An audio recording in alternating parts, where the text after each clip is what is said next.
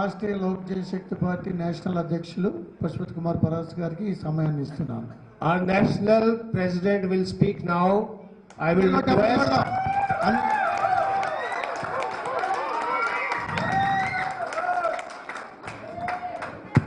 Please maintain silence. शांति से बैठिए और मंत्री जी का भाषण सुनिए प्लीज. साथियों, आज आंध्र प्रदेश राष्ट्रीय लोक जनशक्ति पार्टी की प्रदेश कार्यकारिणी की बैठक हो रही है. సహోదరులారా సహోదరులారా ఈ రోజు మన యొక్క కలయిక మరి ఎంతో గొప్పగా ఉన్నది. Respected president Andhra Pradesh RLJP గౌరవనీయులు बेसली साहब, आई గౌరవనీయులు ఆ ప్రెసిడెంట్ గారు వెంకటేశ్వర గారు కర్తల ధ్వనితో వారిని స్వాగత పలుకుతాము. साथ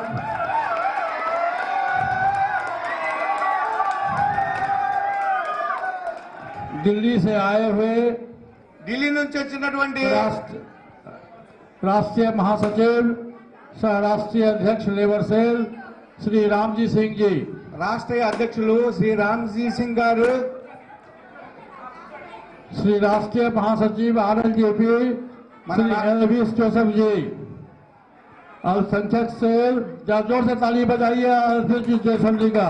అందరూ చేతులు జోడించి క్లాపింగ్ కొట్టినట్టయితే వారి స్వాగతం अल्पसंख्यक सेल పలుకుతాము. के अध्यक्ष क्रिस्टोफर जी, श्री प्रभाकर जी SC/ST कमेटी, श्री गुप्ता राम जी प्रदेश उपाध्यक्ष, श्री राजेश जी SC सेल महासचिव, श्री सिडकी श्रीनिवास लेबर सेल प्रदेश अध्यक्ष, श्री राम बाबू जी प्रदेश उपाध्यक्ष, श्री बूजी जी युवा महासचिव, लेजर जिला अध्यक्ष, किशोर एजुल हक खनी ND अध्यक्ष. साथियों, आज సహోదరులారా, इस बैठक में ఈ యొక్క సభలోని आप तमाम साथी, हमारी खास करके माताएं बहनें,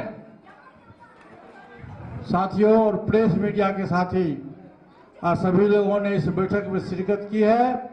इसके लिए मैं तहे दिल से, अंतरात्मा से मैं आपको हार्दिक अभिनंदन करता हूं. ఈ రోజు ఈ సభకు వచ్చినందుకు మీ అందరూ కూడా నా హృదయపూర్వక నమస్కారాలు తెలియజేసుకుంటున్నాను.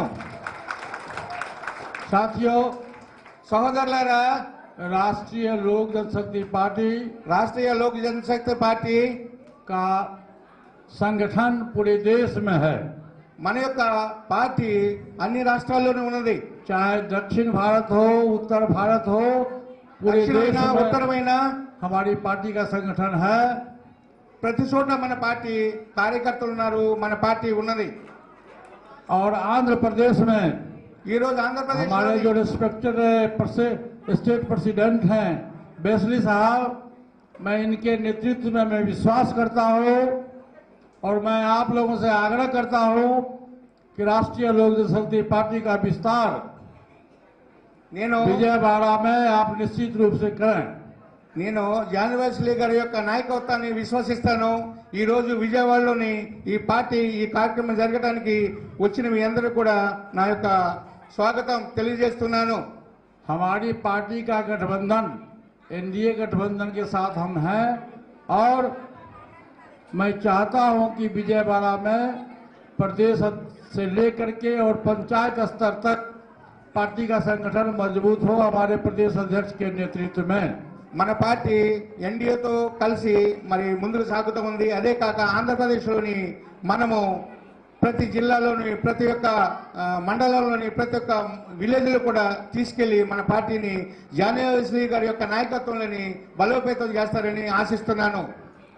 पंचायत से लेके प्रखंड स्तर और जिला स्तर तक పంచాయతీ నుంచి జిల్లా వరకు प्रदेश अध्यक्ष जी से आग्रह करता हूं कि पार्टी के संगठन को, खास के मेमोरी अभियान को पूरे देश पूरे स्टेट में सफलतापूर्वक चलाए. నేను రాష్ట్రీయ ప్రెసిడెంట్ గారికి రిక్వెస్ట్ చేస్తున్నది ఏంటంటే మండల స్థాయి నుంచి జిల్లా స్థాయి వరకు కూడా మన పార్టీని తీసుకెళ్లి బలోపేతం చేయాలని నేను మనస్ఫూర్తిగా ఆయన్ని ఆశిస్తున్నాను. यदि आप लोगों का आशीर्वाद रहा तो एक समय ऐसा आएगा कि हमारी पार्टी आंध्र प्रदेश में काफी मजबूती ढंग से हम आगे बढ़ेंगे।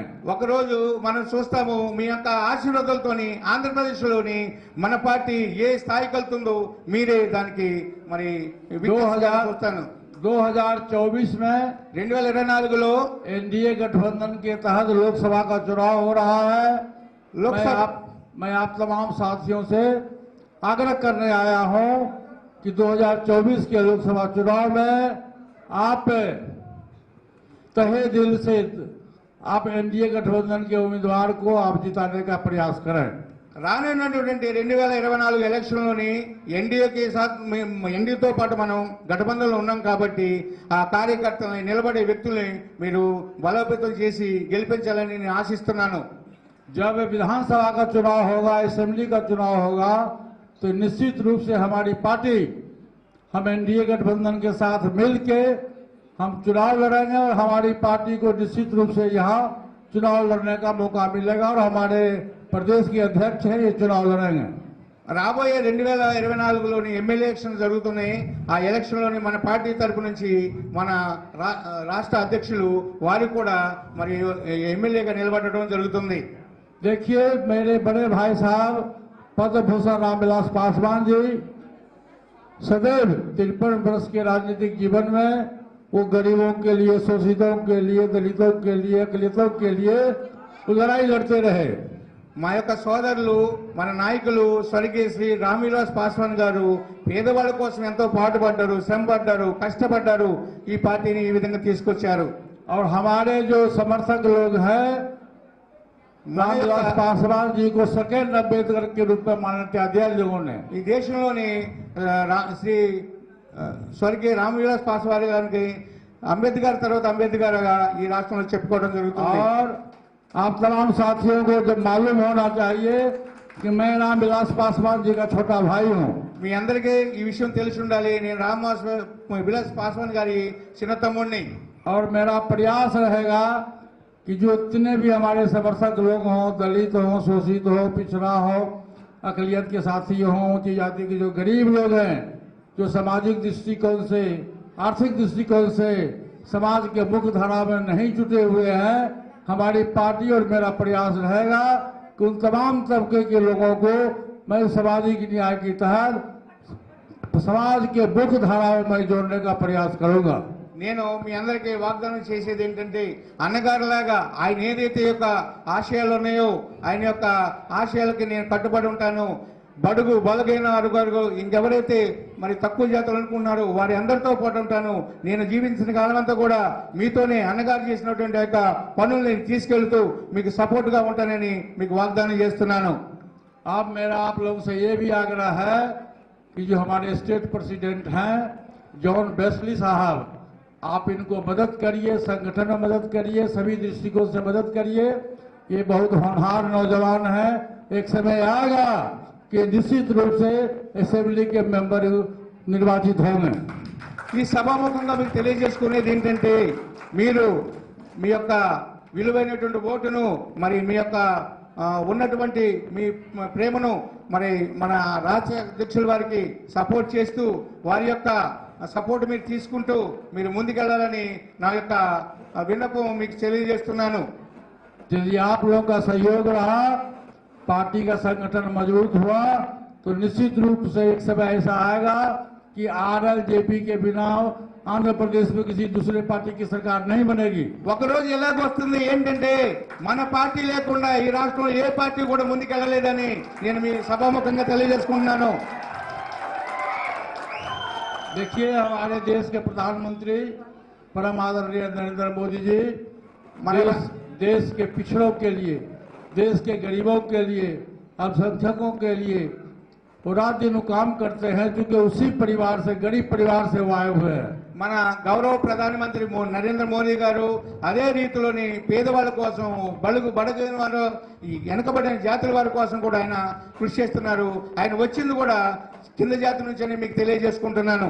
पूरे देश में 1 अरब 40 करोड़ की आबादी है और 1 नेशन 1 राशन कार्ड, ये पासवान जी का दिया हुआ नारा था, 1 नेशन 1 राशन कार्ड। और हमारे प्रधानमंत्री जी के द्वारा पूरे देश में 80 करोड़ लोगों को मुफ्त में अनाज दिया जा रहा है। ఇప్పటివరకే మన దేశంలో ఉన్న నినాదాన్ని నేను ఒక ప్రధానమంత్రి గారు తెలియజేశాను. ఒకే దేశం ఒకే రేషన్ కార్డు అని చెప్పాను. ఇప్పటివరకే 80 లక్షల మందికి మరి పైన జనాలకి రేషన్ ఉచితంగా దొరుకుతుంది. पहले हम लोग के देश में जो हमारे गरीब परिवार के लोग थे, दवाई के अभाव में, पैसे के अभाव में उनकी मृत्यु हो जाया करती थी, लेकिन हमारे प्रधानमंत्री जी ने कहा ఒక టైంలోనే మనకి మందులు లేక, హాస్పిటల్ లేక, చాలా సమస్యలతోని జబ్బులతో చనిపోయి ఎంతో మంది మనం చూస్తా ఉన్నాము. అటువంటి వ్యక్తుల గురించి నేను ప్రధానమంత్రి గారికి తెలియజేయడమైంది. हमारे प्रधानमंत्री जी ने कहा कि चाहे गरीब हो या अमीर हो, भारत का संविधान कहता है कि सबको जीने का अधिकार है, मौलिक अधिकार है। मैं पैसे के अभाव में, मैं दवाई के अभाव में किसी को मरने नहीं दूंगा। इसलिए उन्होंने अपने प्रधानमंत्री कोष से 5 लाख रुपया उन्होंने सहायता दी गरीबों के इलाज कराने के लिए। ప్రధానమంత్రి గారు ఏమన్నారంటే, ఎవరైనా సరే బ్రతికే అధికారం ప్రతి ఒక్కరికి ఉంది కాబట్టి ప్రతి ఒక్కరికి మెడిసిన్ అందాలి, వారి జీవన విధానం మారాలి అని చెప్పేసి వారు ఎంతో మరి ముందుకు వచ్చేసి ఎంతో సహాయం చేస్తూ ఉన్నారు. हमारी जो माँ बहनें हैं, पहले इनको खाना बनाने में दिक्कत होती थी, आँख खराब होता था, पेट खराब होता था। हमारे प्रधानमंत्री जी ने गैस की व्यवस्था की, मुफ्त गैस की व्यवस्था पूरे देश में दिया गया। ఒక సమయంలోని అన్నం కూరలు వండుకోవాలంటే విలేజ్లోని మరి పుల్లలతో వండుకునేవారు. ఆ పుల్లల పొగకి కళ్ళు పోయేవి, చాలా సమస్యలు వచ్చాయి. అయితే మన ప్రియ ప్రధానమంత్రి గారు మనకి గ్యాస్ సిలిండర్లు అధికంగా మరి విలేజ్ టు విలేజ్ ఇవ్వడానికి ఎంతో ప్రయాస చేస్తున్నారు. काफी संख्या में लोग हमारे देश में बेरोजगार है, जिनको रोजी रोटी के अभाव में नौकरी नहीं मिलती थी। हमारे प्रधानमंत्री जी ने घोषणा किया कि प्रत्येक वर्ष मैं 10 लाख लोगों को, बेरोजगार लोगों को मैं नौकरी दूंगा। और भारत सरकार के द्वारा पिछले 6 महीने से जो बेरोजगार हमारे साथी है, उनको भारत सरकार के द्वारा नौकरी दी जा रही है। అయితే అనేక ప్రాంతాల్లో అనేక ఉద్యోగాలు లేక మరి అన్ఎంప్లాయ్మెంట్ ఉండేది. వారందరికీ కూడా ఆయన దృష్టిలో పెట్టుకుని అనేక మందికి మరి ఉద్యోగాలు ప్రతి సంవత్సరం కలిగజేయడం జరుగుతుంది. देखिए साथियों, చూడండి నా సహోదరులారా, आज हमारे देश का सौभाग्य है ఈ రోజు మన कि नरेंद्र मोदी जैसे व्यक्ति इस देश का प्रधानमंत्री है। మన దేశ గొప్పతనం, మన భాగ్యం ఏంటంటే నరేంద్ర మోదీ గారు లాంటి వారు మన आप देखे ప్రదేశం होइएगा कि हमारे जितने पढ़े लिखे बुजुर्ग साथी है, सबको पता है మీ कि जब అందరికీ తెలుసు प्रधानमंत्री जी अमेरिका गए तो वहां का जो अमेरिका का जो विश्व का सबसे सबल कंट्री माना जाता है अमेरिका, वहां के राष्ट्रपति ने प्रधानमंत्री जी से कहा कि आदरणीय मोदी जी, आप इतने लोकप्रिय नेता हो कि हमारी इच्छा होती है कि आपका ऑटोग्राफ लें। అమెరికా వెళ్ళినప్పుడు కూడా నరేంద్ర మోదీ గారిని అమెరికా రాష్ట్రపతి గారు ప్రశంసలతో నింపడం జరిగింది. ఎంతో మంది నేతలను చూసాం కానీ మీలాంటి నేతను మేము చూడలేదు, నువ్వు గొప్ప ప్రధానమంత్రి అయ్యారు మీ దేశానికి అని చెప్పారు. वहीं दूसरे देश के प्रधानमंत्री के द्वारा प्रोटोकॉल को तोड़ के हमारे प्रधानमंत्री जी का पैर छू के आशीर्वाद लिया। మరి ఇంకొక ప్రధానమంత్రి రెండో ప్రధానమంత్రి కాళ్ళు పట్టుకొని మొక్కి ఆయన ఆశీర్వాదం తీసుకుని అంటే మన దేశానికి ఎంతో గొప్ప గర్వకారణమని చెప్పుకోవాలి. आज देखिए, ఈ రోజు अभी जो सफल परीक्षण हुआ है भारत में चंद्रयान का, इसमें इस सफलता के लिए इसरो के जो हमारे वैज्ञानिक साथी है और खास करके माननीय प्रधानमंत्री जी को मैं अपनी ओर से तहे दिल से मैं हार्दिक बधाई देता हूं। చంద్రయాన్ 3 మన చంద్రబాబు మీదకి వెళ్ళి విజయవంతం అవడానికి మరి మోదీ గారు ఎంతో సైంటిస్టులకు సహకరించారు. ఈ రోజు ప్రపంచ దేశాల్లో గొప్పగా మనం మరి చెప్పుకోగలుగుతున్నామంటే మనకి ఎంతో గర్వకారణంగా ఉంది. అందుకని ప్రధానమంత్రి మోదీ గారికి నేను ధన్యవాదాలు తెలియజేస్తున్నాను. इससे आप देखिएगा कि आज से कुछ दिन पहले G20 की अध्यक्षता हिंदुस्तान को मिला, हमारे देश को मिला, और 10 और 11 सितंबर को पूरे देश में G20 का सम्मेलन होने जा रहा है। ये हमारे देश के लिए, प्रधानमंत्री के लिए गौरव की बात है। మన దేశంలో G20 మీటింగ్ జరగబోతుంది. ఇప్పుడు మన దేశానికి మనకి కూడా చాలా గర్వకారణం. इसलिए मैं आज पहली बार विजयवाड़ा में आया हूं और मैं आप लोगों से आग्रह करता हूं कि जब भी लोकसभा का चुनाव 2024 में हो, आप सभी साथी मिलके हमारी पार्टी का गठबंधन एनडीए गठबंधन से है, आप एनडीए गठबंधन को उम्मीदवार को निश्चित रूप से आप मदद करें। నేను మొదటగా విజయవాడ రావడం జరిగింది. ఇదే నా మా యొక్క మొదటి జర్నీ కనుక రాబోయే 2024లో మరి ఎన్డీఏతో జరిగేటువంటి ఎలక్షన్లోని మీ యొక్క సహాయ సహకారాలు అందించి ఆ పార్టీ వ్యక్తులను మీరు గెలిపించాలని నేను సభాపూర్వకంగా ధన్యవాదాలు తెలియజేస్తున్నా. 2024 में एनडीए गठबंधन के नेतृत्व में चुनाव होगा और हमारे तीसरी बार हमारे देश के प्रधानमंत्री श्री नरेंद्र मोदी जी तीसरी बार देश के प्रधानमंत्री के रूप में शपथ ग्रहण लेंगे। 2024లో జరగబోయేటటువంటి ఎలక్షన్లోని మూడవసారి మన గౌరవ ప్రధానమంత్రి నరేంద్ర మోదీ గారిని మూడవసారి ప్రధానమంత్రిని చేసుకోవాలని మీ అందరినీ నేను హృదయపూర్వకంగా తెలియజేసుకుంటున్నాను.